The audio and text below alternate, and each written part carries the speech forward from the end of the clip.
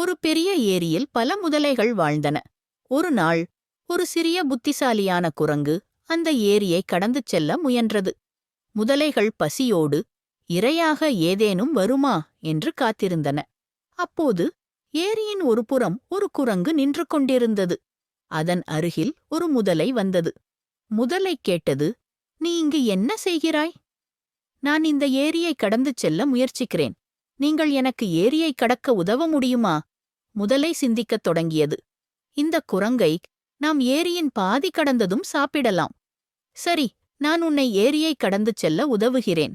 குரங்கு முதலையின் முதுகில் ஏறி தாவியது. அவர்கள் ஏரியின் பாதி தூரம் சென்றதும் முதலை கேட்டது, "உன் வயிற்றில் குடல் இருக்கிறதா?" குரங்கு ஆச்சரியமாக, "ஏன் கேட்கிறாய்? என் குடலை என்ன செய்யப் போகிறாய்?" முதலை பதிலளித்தது, "என் மனைவிக்கு உடல்நலப் பிரச்சனை இருக்கிறது. டாக்டர் சொன்னார், குரங்கின் குடல் கிடைத்தால் அவள் குணமடைய வாய்ப்பு இருக்கிறது. அதனால்தான் கேட்டேன்." குரங்கு புத்திசாலித்தனமாக பதிலளித்தது, "ஐயோ, நீ இதை முன்பே சொல்லியிருக்க வேண்டியதானே. என் வயிற்றில் உள்ள குடலை நான் எடுத்து கழுவி அந்தப் பக்கம் மரத்தில் உலர வைத்து இருக்கிறேன். நீ என்னை அந்தப் பக்கம் இறக்கிவிடு.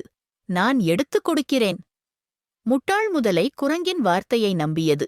குரங்கை ஏரியின் அந்தப் பக்கம் இறக்கிவிட்டது. புத்திசாலி குரங்கு உடனே ஓடி மரத்தில் தாவி ஏறிவிட்டது. குரங்கு முதலையை பார்த்து கிண்டலாக, "மிக்க நன்றி முட்டாள் முதலை, நான் சென்று வருகிறேன்" என்றது. இந்த கதை குரங்கைப் போல அறிவும் புத்திசாலித்தனமும் இருந்தால் எந்த ஆபத்தையும் தாண்டி வெற்றியை அடைய முடியும்.